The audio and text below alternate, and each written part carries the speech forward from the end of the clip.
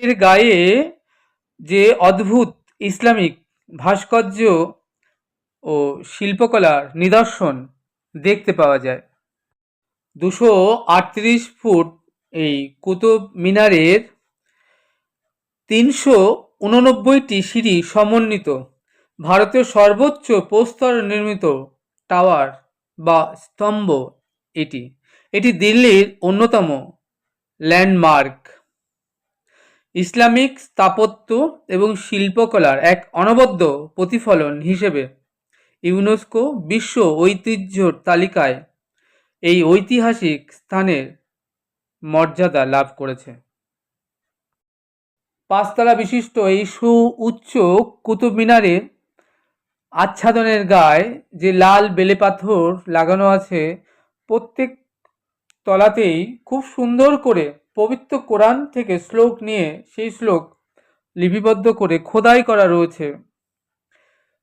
আপনারা যারা এই কুতুব মিনারে আসতে চান, কিভাবে আসবেন আপনাদেরকে বলে রাখি। আপনারা নিউ দিল্লি রেলওয়ে স্টেশন থেকে আপনারা এখানে সরকারি বাস, ক্যাব ভাড়া করে, অটোতে কিংবা মেট্রো রেলওয়ে স্টেশনে এই নিউ দিল্লির কুতুব মিনার চলে আসতে পারেন। এখানে ঠিকানা হলো নিউ দিল্লি মেহরৌলি।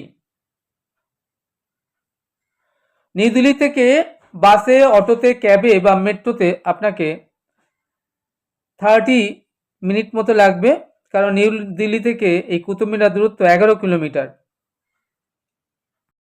জামা মসজিদ থেকেও মাত্র আধা কিলোমিটার, 30 মিনিটের মতো সময় আপনারা এখানে পৌঁছে যাবেন।